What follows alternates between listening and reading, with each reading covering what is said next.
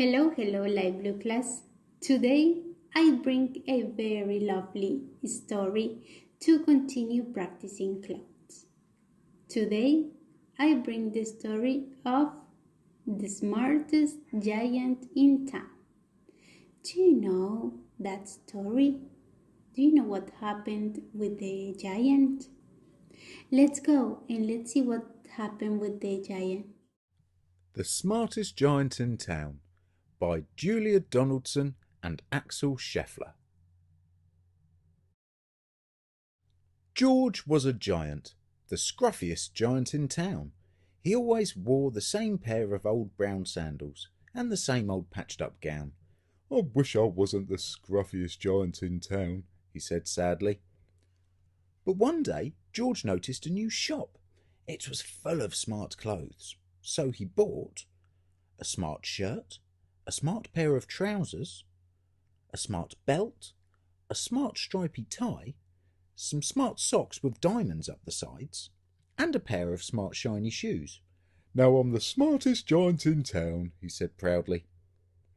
George left his old clothes behind in the shop. He was about to go home when he heard a sound. On the pavement stood a giraffe who was sniffing sadly. What's the matter? Asked George. It's my neck, said the giraffe. It's so very long and so very cold. I wish I had a long warm scarf. Cheer up, said George, and he took off his stripy tie. It didn't match my socks anyway, he said, as he wound it round and round the giraffe's neck. It made a wonderful scarf. Thank you, said the giraffe. As George strode towards home, he sang to himself. My tie is a scarf for a cold giraffe, but look me up and down, I'm the smartest giant in town. George came to a river.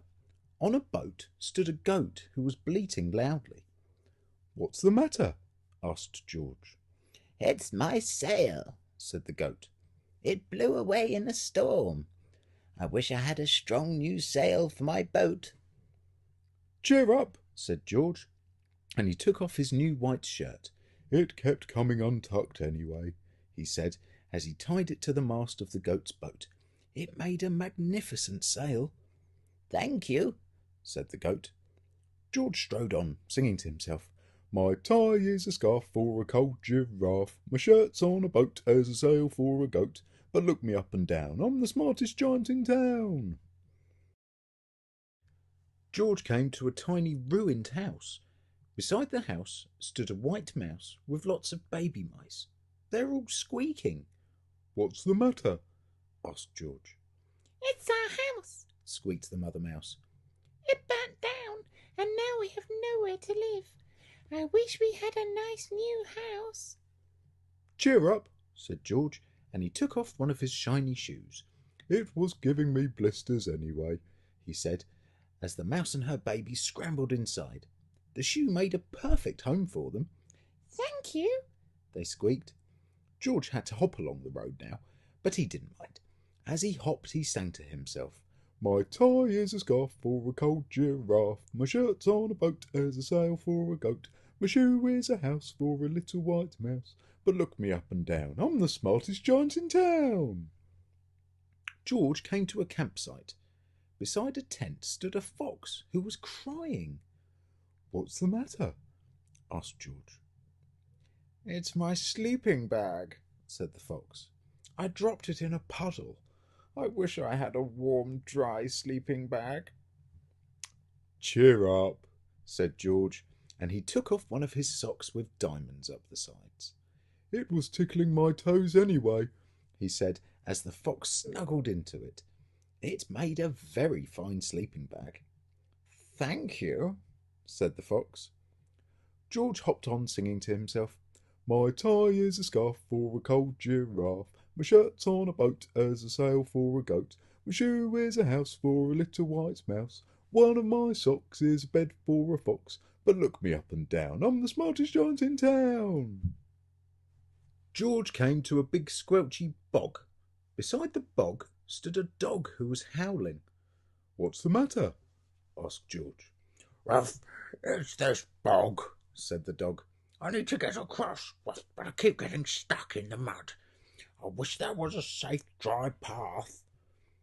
Cheer up, said George, and he took off his smart new belt. It was squashing my tummy anyway, he said as he laid it down over the bog. It made an excellent path. Oh, well, thank you, said the dog.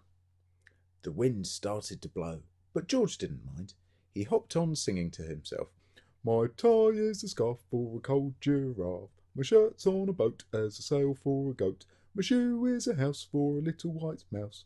One of my socks is a bed for a fox. My belt helped a dog who was crossing a bog, but my trousers are falling down. I'm the coldest giant in town. Suddenly George felt sad and shivery and not at all smart. He stood on one foot and thought.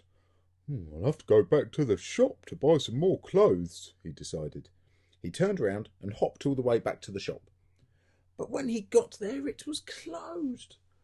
Oh no, cried George. He sank down onto the doorstep and a tear ran down his nose. He felt as sad as all of the animals he had met on his way home. Then, out of the corner of his eye, he saw a bag with something familiar poking out of the top. George took a closer look. My gown, he yelled. My dear old gown and sandals. George put them on. They felt wonderfully comfortable. I'm the cosiest giant in town, he cried, and danced back home along the road. Outside his front door stood all the animals he had helped.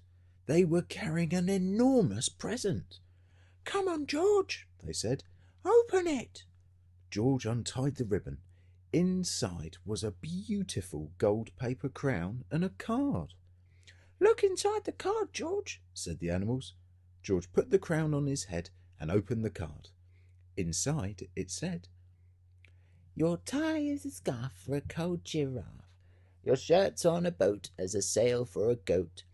Your shoe is a house for a little white mouse. One of your socks is a bed for a fox. Your belt helped a dog who was crossing a bog. So here is a very fine crown to go with the sandals and gown of the kindest giant in town.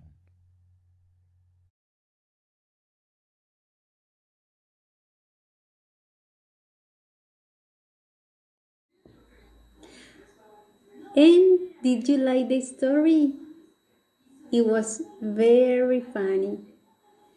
Can you tell me what were the clothes that appear in the story? And what happened at the end with the giant? Bye bye, Light Blue class.